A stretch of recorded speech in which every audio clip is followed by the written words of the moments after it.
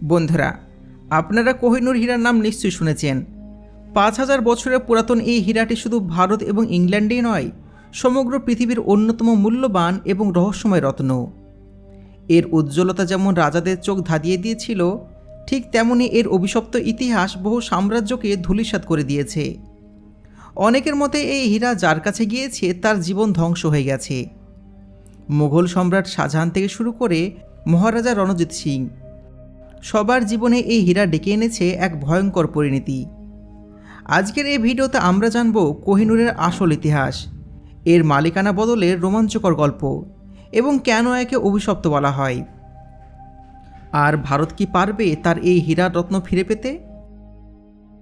ইংল্যান্ডের রানীদের মুকুটে কেন এই হীরা শোভা পায়? চলুন সমস্ত ইনফরমেশন গভীর থেকে জানা যাক।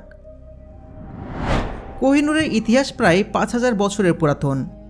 ধারণা করা হয় ভারতের অন্ধ্রপ্রদেশের গোলকুন্ডা খনি থেকে এই হীরাটি পাওয়া গিয়েছিল। এটি পৃথিবীর অন্যতম পুরাতন হীরা। মহাভারতে উল্লেখিত সামন্তক মণির সাথে অনেকে কোহিনূরকে তুলনা করেন। বলা হয় এটি ভগবান শ্রীকৃষ্ণের কাছে ছিল। তবে ঐতিহাসিক প্রমাণ অনুযায়ী ১৩০৬ সালের দিকে এই হীরা প্রথম লিখিত উল্লেখ পাওয়া যায়। এরপর দীর্ঘ সময় এই হীরা কোনো সঠিক খোঁজ ছিল না। এরপর ১৫২৬ সালে পানিপথের যুদ্ধের পর মুঘল সাম্রাজ্যের প্রতিষ্ঠাতা বাবর যখন বিক্রমাজিৎ সিংহকে পরাজিত করেন, তখন তিনি এই হীরাটি পান। বাবরের নাম দিয়েছিল বাবরের হীরা। এরপর এটি হুমায়ুন, আকবর এবং শেষ পর্যন্ত শাহজাহানের হাতে আসে।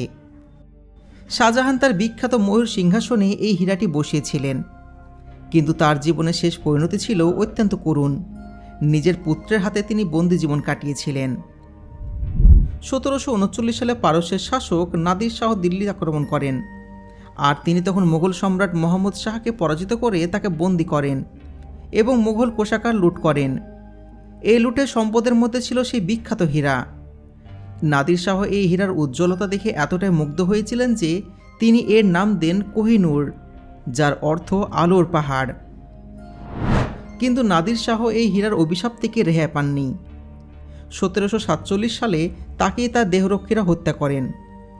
এরপর হীরাটি আফগানিস্তানের শাসক আহমেদ শাহ আবদালির হাতে যায় এবং বংশ পরম্পরায় সুজা শাহের কাছে পৌঁছে যায়।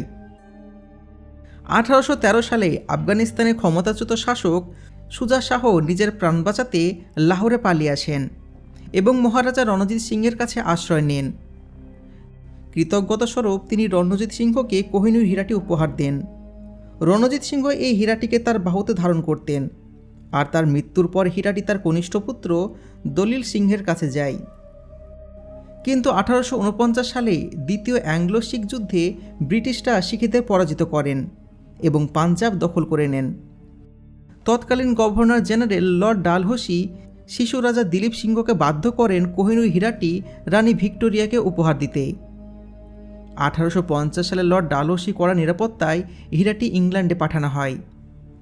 এরপর ৩ জুলাই ১৮৫০ সালে এটি আনুষ্ঠানিকভাবে রানী ভিক্টোরিয়ার হাতে তুলে দেওয়া হয়।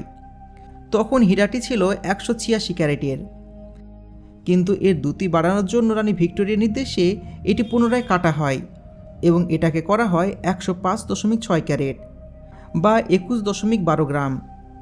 বর্তমানে এটি ইংল্যান্ডের রাজপরিবারের মুকুটের শোভাবর্ধন করছে এবং টাওয়ার অফ লন্ডনে সংরক্ষিত আছে।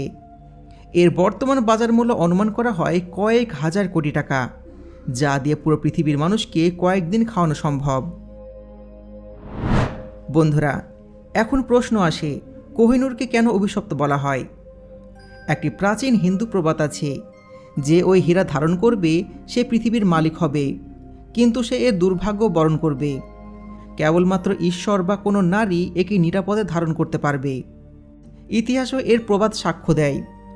আলাউদ্দিন খিলজি থেকে শুরু করে নাদির শাহ কিংবা মুঘল সম্রাটরা যে পুরুষই এই হীরাকে নিজের কাছে রেখেছিলেন, তার রাজ্য ধ্বংস হয়ে গেছে বা অপমৃত্যু ঘটেছে। রণজিৎ সিংয়ের মৃত্যুর পর শিখ সাম্রাজ্যের পতনও এর উদাহরণ। ব্রিটিশরা এই অভিশাপের কথা জানতেন, তাই রানী ভিক্টোরিয়ার পর থেকে এই হীরাটি শুধুমাত্র ব্রিটিশ রাজপরিবারের নারীরাই, যেমন রানী আলেকজান্দ্রিয়া, রানী মেরি এবং রানী এলিজাবেথ তাদের মুকুটে ব্যবহার করছেন। কোনো পুরুষ রাজা এটি কখনোই ব্যবহার করেননি। এখন সবথেকে বড় প্রশ্ন থেকেই যায়, কোহিনূর হীরা কি কখনো ভারত ফিরে পাবে? তো দেখুন, ভারত স্বাধীন হওয়ার পর 1947 সালে প্রথম কোহিনূর হীরা ফেরত চাওয়া হয়েছিল। এরপর পাকিস্তান, আফগানিস্তান, এমনকি তালেবানও এই হীরাটির মালিকানা দাবি করেছিল। ভারতের অনেক সরকার এবং সামাজিক সংগঠন এই হীরাটি ফিরিয়ে আনার চেষ্টা করেছে, কিন্তু ব্রিটিশ সরকার বারবার বলেছে যে এটি উপহার হিসাবে দেওয়া হয়েছিল, জোর করে নেওয়া হয়নি। তাই আইনিভাবে এটি ফেরত পাওয়ার সম্ভাবনা খুবই কম।